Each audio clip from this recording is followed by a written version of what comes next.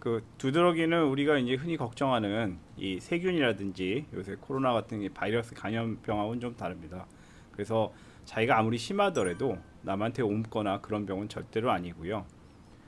소아의 경우에 일부 이제 감염이 이 두드러기를 갖다가 그 야기하는데 원인적으로 작용할 수 있는 경우들이 있지만 그 경우에도 두드러기 자체는 절대로 남한테 옮거나 피해를 주는 병은 아닙니다.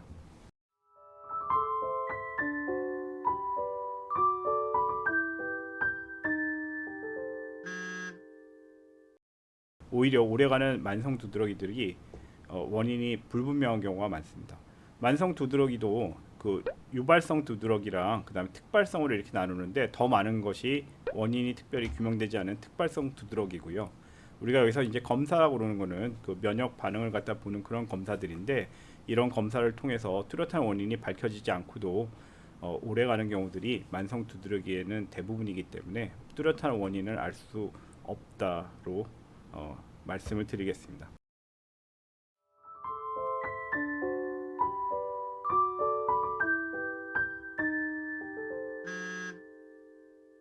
만성 두드러기라는 질환만 놓고 보면요.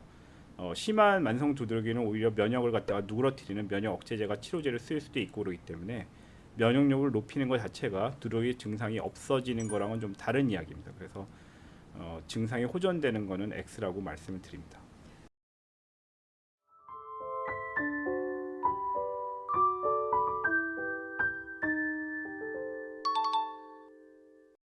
발생의 원인이 되는 그 히스타민이라는 물질이 좀 많은 음식도 있고 또 식품 첨가제라든지 식품 안에 들어가는 어떤 성분들이 그 알레르기 반응이 아니더라도 두드러기 비슷한 그런 증상들을 야기한 경우도 일부는 있기 때문에 요거는 그 식이 제한이 도움이 되는 경우도 있고 없는 경우도 있고 그래서 경우마다 다릅니다. 다만 원인으로 작용하는 경우는 그렇게 많지가 않기 때문에 많은 경우에 있어서는 식이 제한이 도움이 되지는 않습니다. 그렇지만 환자분마다 조금씩 다릅니다. 요거는.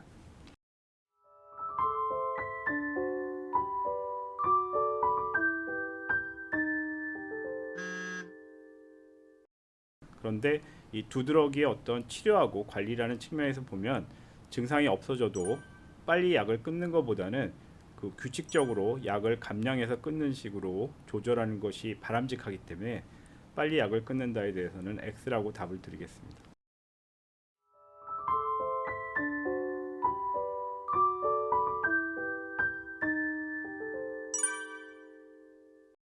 만성 두드러기는 완치가 가능한 질환입니다.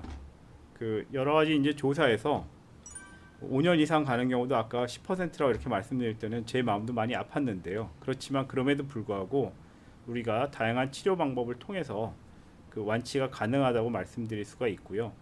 그 과거에 비해서는 더 과학적이고 더 안전한 약들이 많이 사용이 될 수가 있기 때문에 완치가 가능하다고 꼭 믿고 이것은 확신을 가지셔도 좋습니다.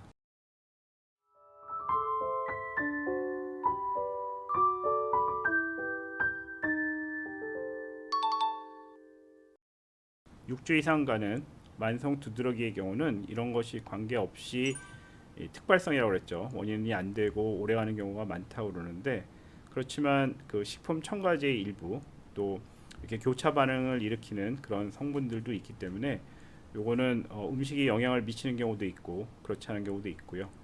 그 술이라든지 이런 것들은 증상을 악화시키는 그 인자로 작용할 수 있기 때문에 좀 피하시는 것이 좋고 때로는 매운 음식도 그럴 수 있다고 말씀드렸습니다.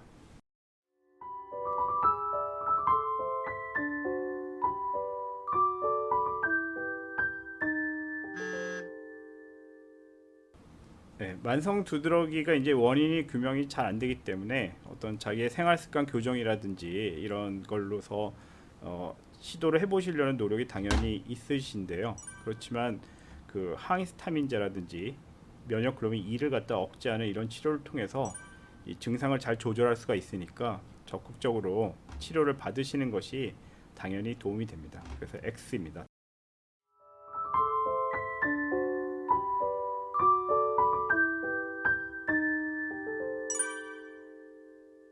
그 병이 오래 가기 때문에 몇 년씩 그렇게 약을 갖다가 계속 드셔야 되는 분들이 당연히 있으시고요. 그런 분들이 걱정이 되는 것이 또 저희도 잘 이해가는 부분인데 다행히도 항히스타민제는 오래 드셔도 내성이라든지 이런 것이 잘 생기지 아니하고 환자분 몸에 그렇게 나쁜 영향을 끼치는 경우는 많지가 않습니다. 그래서 장기 복용에도 안전하다고 말씀을 드리고요.